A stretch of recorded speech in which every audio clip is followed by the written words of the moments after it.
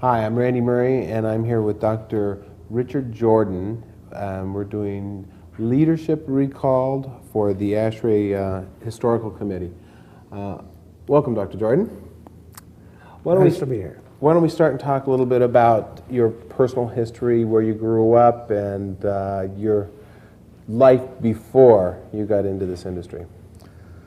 Well, I grew up in Minnesota, and Minneapolis, St. Paul, and also we had an island in the Canadian border. And I got married in 35. 35. And that's better. And I have 3 children, have lived there and in Oklahoma for 1 year, and down here since about the last, about 7 years ago. About 7 years you moved to Arizona. Mm-hmm. Tell me a little bit about your family. You were married in 35? 35. And are you still married, or? Oh, yes, yes. Well, that's wonderful. And this being 1993, that's quite a few years. Your wife's name is? Frida. Frida, that's right. And how'd you meet Frida? At the University of Minnesota. Oh, well, that's neat. That's neat. And how many kids? 3 children. And one of them lives in California, one in New Mexico, and the other one in Washington, or her husband's with the State Department, so they get to places like, well, they're just moving to Kenya for 4 years. Oh, is that right? Well, that's neat. None of them followed you into the education area or into engineering? Well, our oldest grandchild, a daughter, is getting her doctorate in physics at Penn State, University of Pennsylvania. And we have another grandson who's working for his doctorate at Harvard. And he'll be in biosciences primarily, and bioengineering included. And the other 2 are in college and not quite decided what to do yet. I see. But they're going to school. That's wonderful. You actually never served as president of ASHRAE because you served as president of ASRE.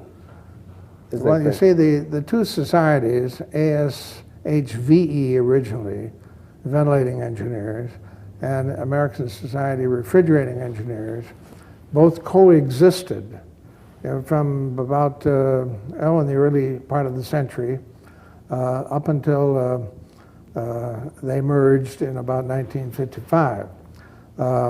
I joined ASHVE in 1933 as a student member. That's 60 years ago. Refresh my memory. What is ASHVE? The initials. ASHVE. Yeah, and the initials, the acronym stands for? American Society Heating, Ventilating Engineers. That's right, okay. Then ASHRE was not involved in Minnesota at that point because there wasn't much refrigeration. There was no air conditioning. And they, in 1940, I decided, that was the year I got my doctorate in engineering, and I had been active in ASHVE, but I wanted to get American Society of Refrigerating Engineers involved with the 2 societies. And so I organized the Minnesota chapter of ASRE. There were chapters other places in the country, but not in Minnesota. And then that worked out quite well. And then I was president of that society, national president, in 1953.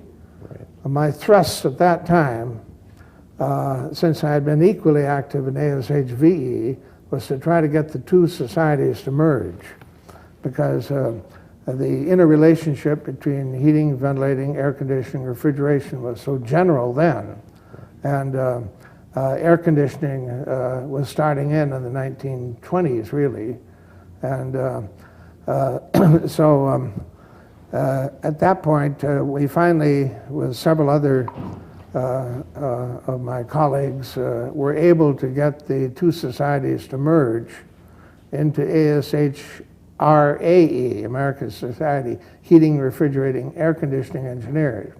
And any previous members of either ASHVE, presidents of ASHVE, or ASRE were then presidential members of the new society. I see. They had, since they'd merged. And how many people were in that first ASHRAE? How many people merged in? How many members did you have at that time? Well, if you look back in the 1930s, probably there were only 1,000 members nationally in either society. And now it's, I don't know what the total would be, but probably 20, 30, 50,000. That's pretty nationally. amazing. That's fabulous. Tell me a little bit about your career and how you get to the University of Minnesota and your years there. Well, I lived in Minnesota, was born there, and when one went to college in that day, you tried to find the cheapest place you could go, and home is the cheapest.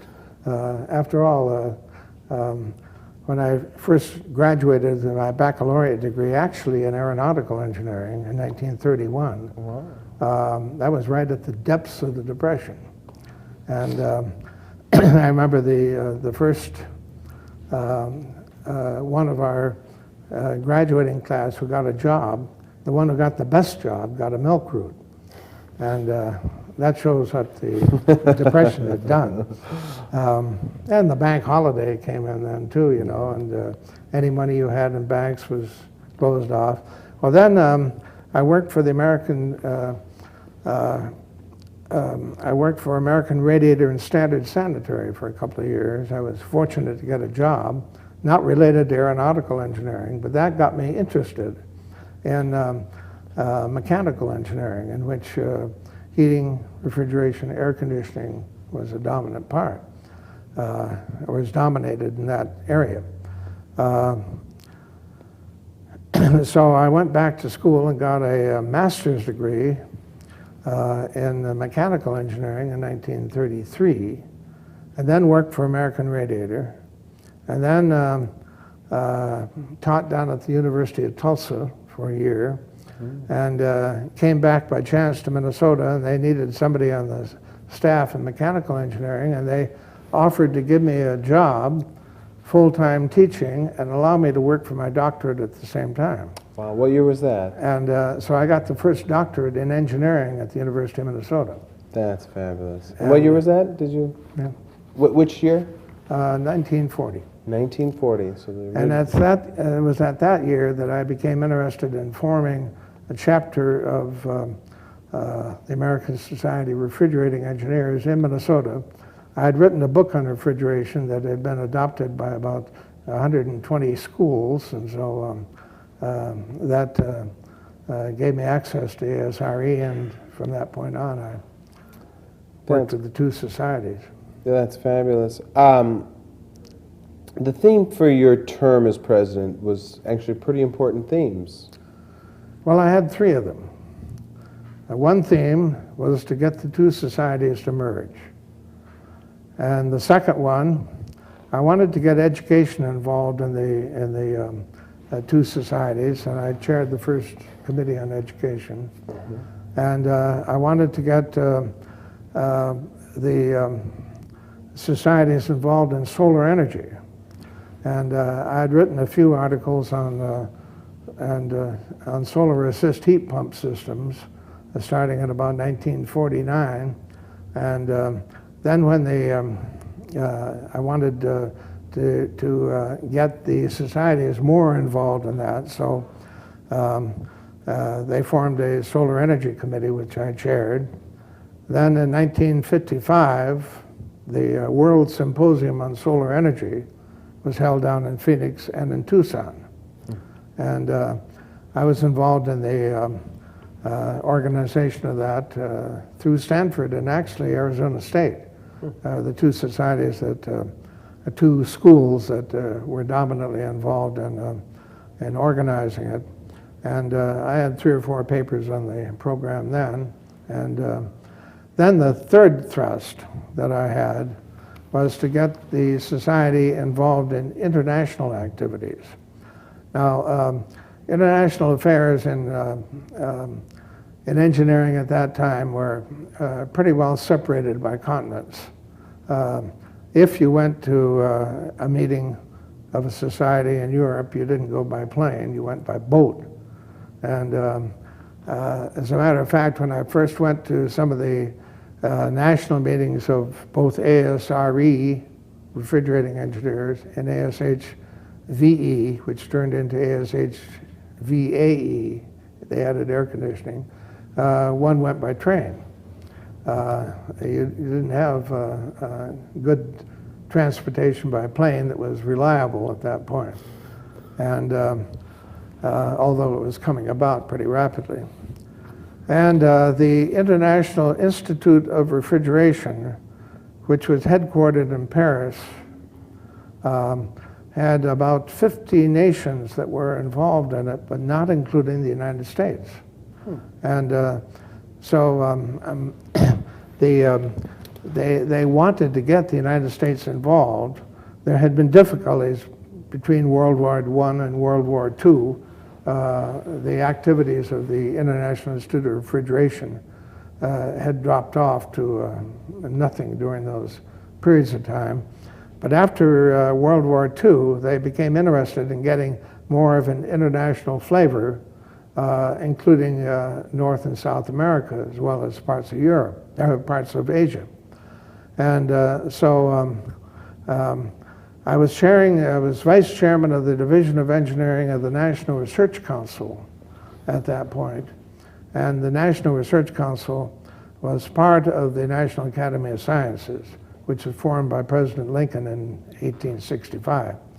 And chairing that division, when they received a letter from the International Institute of Refrigeration asking for the United States to become a member, ASRE and ASHVE both received letters too. And so the National Research Council appointed me a chairman of a committee to investigate what should be done about getting international affairs involved in the United States in these areas. So I formed a committee, and in 1955 we went to Paris at International Congress that it was held every 4 years. And we made recommendation to the National Research Council that they become members, but any membership in the International Institute of Refrigeration was a governmental membership. And so how do you get a society to be a governmental member? Well, they looked on, we made recommendations to the National Research Council that they try to join. And because the National Research Council was a pseudo-governmental organization, the International Institute permitted membership through the National Research Council. Well, at that point, we formed a U.S. National Committee for the IIR, and then we had representation from ASRE, ASHVE, the American Chemical Society, the American Society of Mechanical Engineers, and others on this representation national committee. Things worked out pretty well, and we got much more involved in ASRE and ASHVE at that time, ASHRE at that time, so that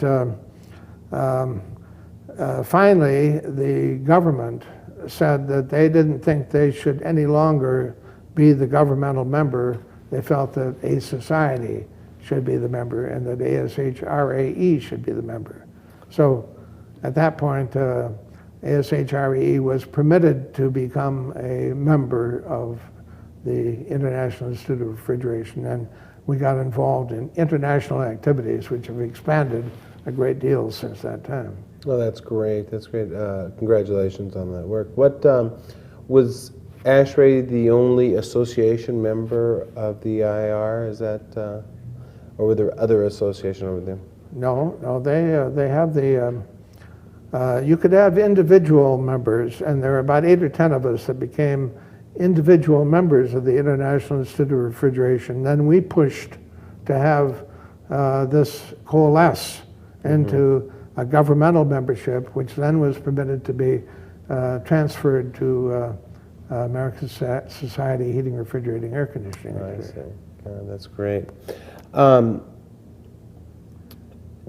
That's a pretty significant accomplishment of the work that you've done. But your work with these organizations didn't start as president. How did you get in, how did you work up, and tell me a little bit about your chapter involvement and your early involvement in getting into the associations.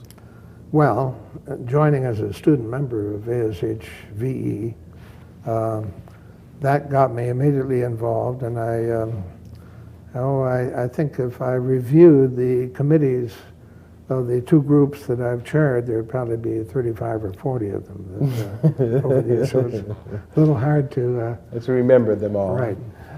What was your main emphasis as far as committee involvement? What was there a particular area you saw more action in? Well, the 2 I think were the Solar Energy Committee, which I organized, and the International Affairs Committee, and the first heat pump committee of either society. Heat pumps weren't used then, as they are now. Or invented, really, were they? Right. So, yeah. Well, they were invented, and they were actually, they were being used in Florida. But some of the power companies down there had put in heat pump systems, and they were used in other parts of the world, but not very much. I see. And they turned out, however, to be a boon to many areas of Arizona. That's right. Let's talk a little bit about what was happening, outside of our industry during those years. Obviously a tremendous. You mentioned, the Depression and then the war, and there was a couple of other wars thrown in. You want to? Well, you at that point. You have to recall the days were a lot different than they are now. You paid 3 cents for a postage stamp for first-class mail, and if you got a salary of 5 or 10,000, you were really pretty well off, and in fact, very well off. So some of my friends said that if they could ever have a salary of $3,500 a year, they'd be willing to retire for life on that. Ooh, Inflation. That would be tough. So inflation's played a big part in the world. Any national events change or have tremendous impact on our industry? Well, I think the development of rapid transportation and communication are the 2 areas that have had the greatest effect on the world, and so that you no longer, well, at the point when we first were involved with the International Institute of Refrigeration, you sent letters by mail. You didn't have any fax, and you didn't have any radio communication. Well, you had radio, but you had actually no television. And so that I'd say the greatest impact on the total world, as far as I can see, is that you now can communicate internationally any place you want to within 2 or 3 minutes. And you can see people any place in the world, and you can get there within a few hours of any place you want to go. It's really kind of an important thing. I mean, you had to travel a lot for your work in the 3 associations, and you mentioned that you had to travel by train across the country and boat across the Atlantic. Well, the first meeting that I attended in 1955 of the International Institute of Refrigeration in Paris, I decided at that point that this would be a good time to take my entire family to Europe. And so the 5 of us went by boat and drove around England and drove around all over Europe. And the interesting thing was that at that point, this was so recent after World War II, that the buildings were still down in London and various places in Germany and in France. And you found that every place you went, they were extremely pleased to see an American family traveling together. And I recall at one point in Austria, I got going the wrong way on a one-way street. And I heard this whistle blow, and the policeman came up to me and he saw that I had 3 children in the car and we were Americans.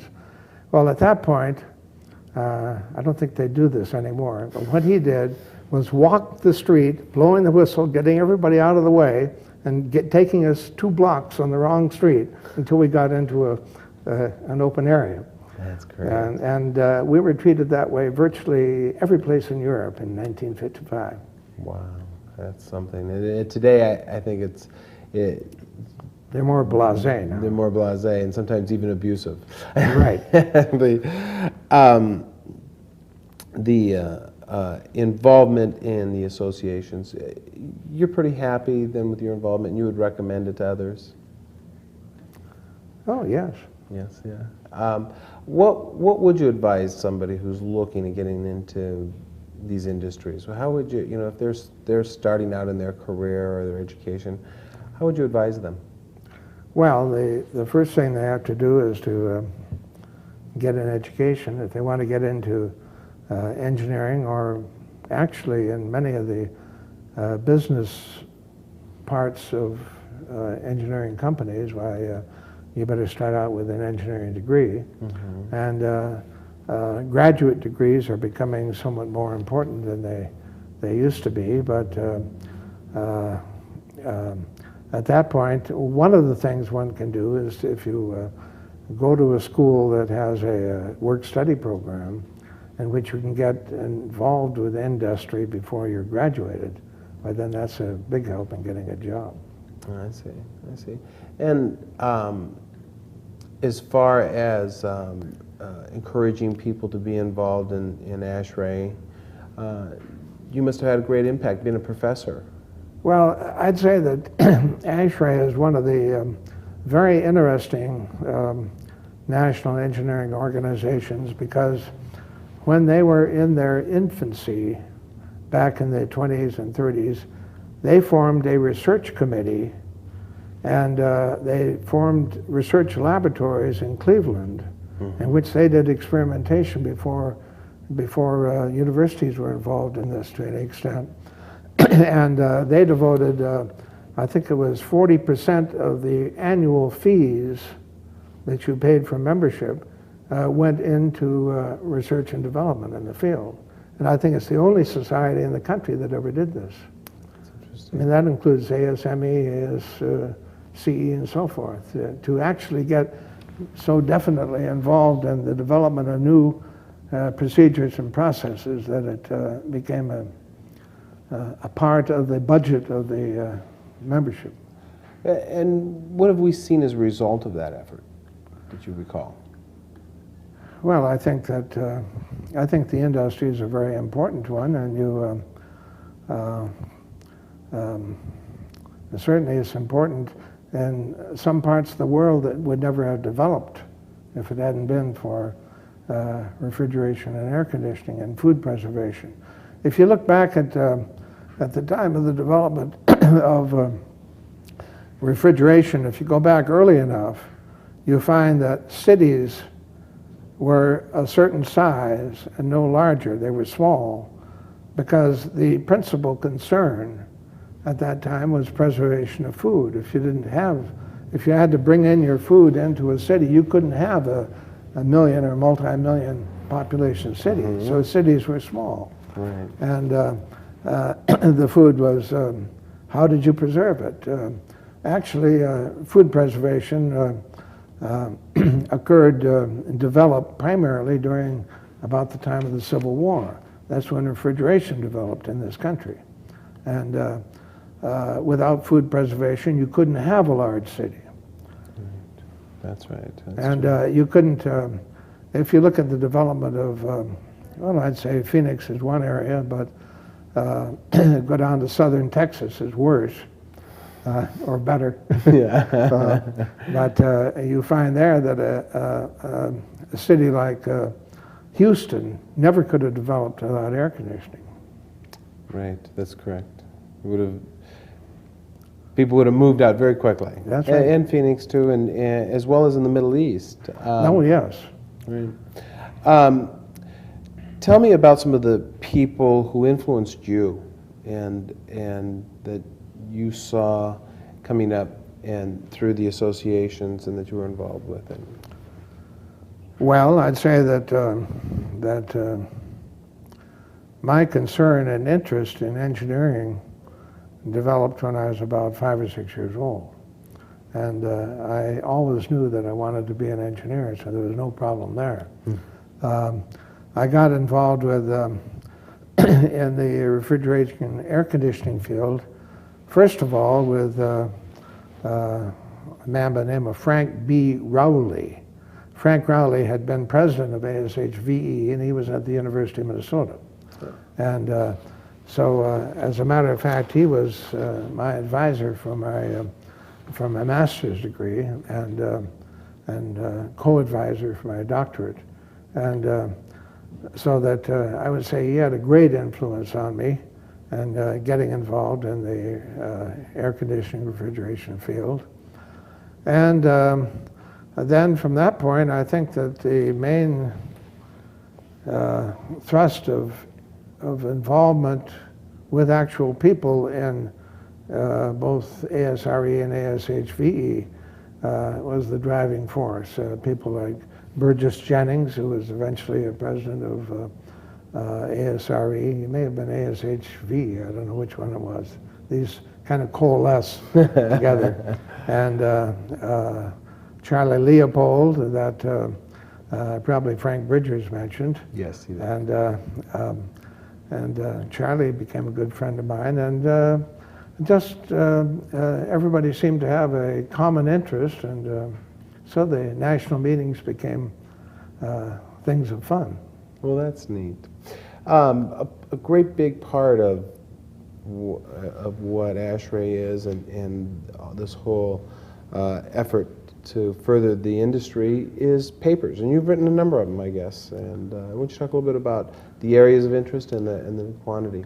Well, about I checked the other day. I think I have something like 225, 250 papers I've published, and 2 or 3 books. And the areas have heavily involved solar energy. I have about 40 or 50 papers in the solar energy field. Mm-hmm. And they involved engineering education, they involved heat and mass transfer, and they involved building construction, and for efficient operation of a building with low energy requirements. And I'd say dominantly these are the areas that I've stressed. That's neat. That's neat. Where do you see the industry going in the future?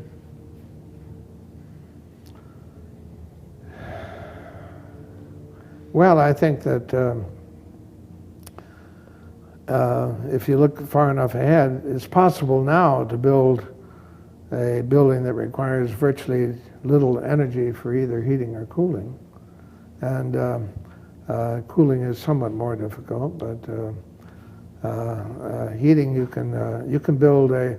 We did through one company in Minneapolis, St. Paul. We built 2 test homes out on the near the Mississippi River, and the first one we built it in a regular fashion, and then the next one we insulated as thoroughly as we could. We had a weather station there.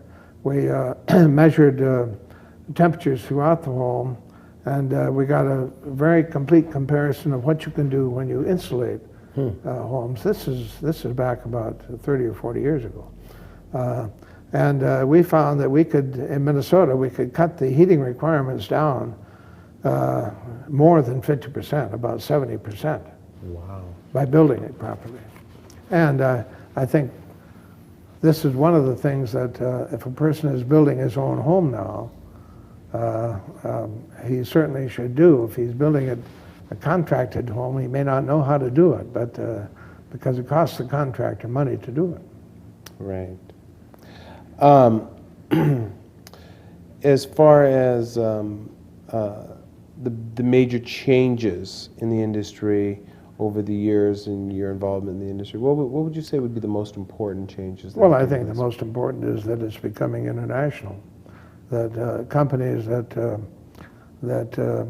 manufacture in the United States are also involved in probably 7 or 8 other areas of the world, Europe and Asia and so forth, so that you no longer have national industries in the sense we used to have. They become international, and that's one of the problems at the present time. And what about technology? What's been the most important technology over the years? Well, there's no single technology that's the most important, I think. Any of them that stand up? I mean, well, I'd say that if you look ahead in the solar energy field, insofar as heating, refrigerating, air conditioning is concerned, that by sometime early in the next century, it'll become much more prominent and much more used. And you'll find that power generation by solar energy will be more efficient than it is now. And you'll find that, well, if you look at the first World Symposium on Solar Energy held in Phoenix in 1955, one of the interesting exhibits, they had a number of exhibits from all over the world that were brought in here. One of the interesting ones was developed by American Telephone and Telegraph in its research laboratories. And that was the first development of conversion of solar energy to electricity. And I've got photographs of some of the equipment that they were showing at the exhibit. It was very inefficient. I mean, you paid probably $15 or $20 per kilowatt hour of electricity you generated, but that's down now, so it's lower than $1, but it eventually will get down to where it's much more competitive. That's great. What would you say would be your greatest accomplishment through your career? You mean related to air conditioning, refrigeration, or just in general? Both. Well, I'd say the greatest accomplishment I had probably was taking over the headship of the Mechanical Engineering Department of Minnesota and changing it from I'd say a third-rate department into what became rated nationally as one of the first 4 in the country in a few years. And it was there when I retired, and it's still there. That's great.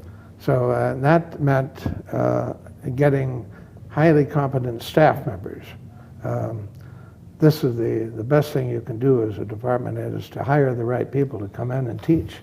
And I got international authorities like Ernst Eckert, who became probably one of the top 2 or 3 people in the world in heat transfer. And this took over a very important part of the mechanical engineering department. And of course, my interest in heat transfer as a general subject probably developed through my involvement in heating, refrigeration, air conditioning too. That's great. In that industry, what would you say would be the greatest? Well, I think my help in merging the two societies. And there were others that were very much involved, people like Art Hess in California. But between us, we were able to get it done. And beyond that, getting involvement of ASHRE in international affairs, which are much more important now than they were at that time. Yeah.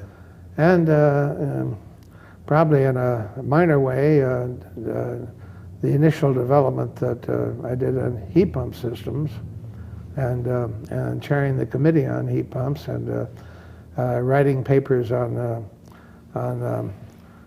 solar energy assist heat pump systems, in which actually the first one was built by Frank Bridgers. That's interesting. That's great. That was in New Mexico. Right. Right. Anything else we haven't talked about that you'd like to address or discuss regarding ASHRAE and the industry? Not really, except that I think it still is an important and growing industry of growing importance that dominates many developments that people don't fully realize. If you had, well, this is repetition in part, but if you had no food preservation systems, or you had no air conditioning or heating systems, what would the country be like, or the world? That's right. That's right. What would it be like? And that's a good question. And your involvement in those early years certainly laid a lot of the groundwork to do something. And certainly, it's nice to see that ASHRAE has grown over the years and has become so large. I want to thank you very much for your time. Well, it's a pleasure to be here and to talk with you. For your commitment. Very much.